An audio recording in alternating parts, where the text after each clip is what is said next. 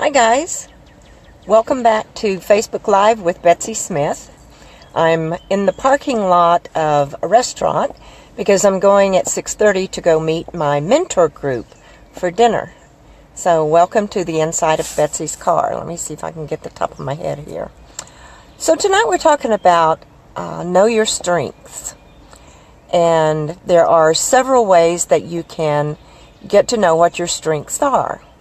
You could ask your friends, so what do you think I'm really good at? What are my strengths? What do you always want me to take care of? When Kathleen Logan and I were writing Second Blooming for Women, we had a group of women that we talked to occasionally, and I asked that group, so what are your strengths? What do you really rock? And one lady said, and she was a kindergarten teacher. Well, I really just I don't have any strengths. I don't do anything very well. And I said, of course you do. Everybody has strengths. What do you do well? Tell me about your strengths. And she said, no, I really don't. And then she turned to her friends and she said, so what do you think my strengths are? So here's the point. She had been socialized, I suspect, living in Pensacola, Florida, in the Deep South, not to brag about what she could do. So I want us to shift from claiming we don't have any strengths to really knowing what they are. One way you can do that is by taking an assessment online, Strengths Finder 2.0. And if you log into my website, there is a link in my newsletter for that assessment. You can ask your friends.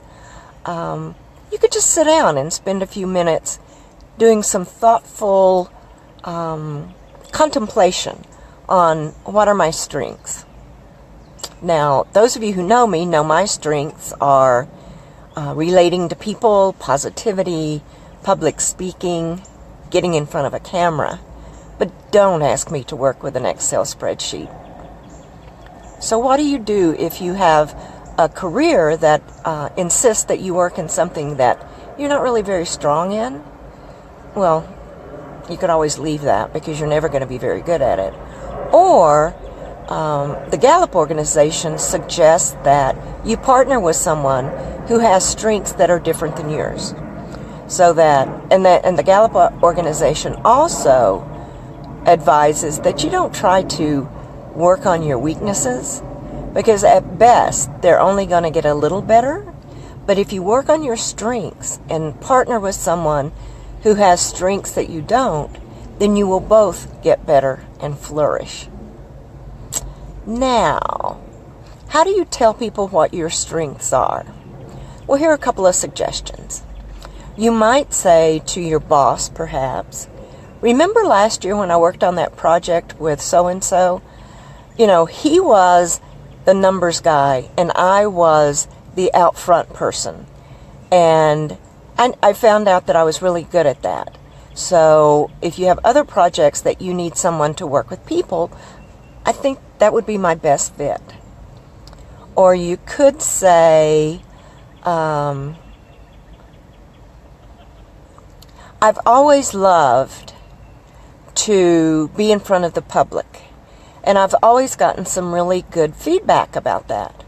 So if you have a sales position, or if you have a marketing position, Peter Agiovlasidis, I would be really good at that.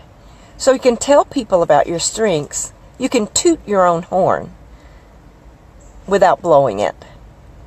Your strengths, tune into what those are. Be proud of them.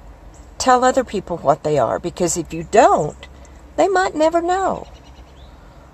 My newsletter came out last Tuesday. If you want to receive that, let me know. I'll be back on Facebook Live on the second Thursday talking about situational leadership. Have a good evening. Bye now.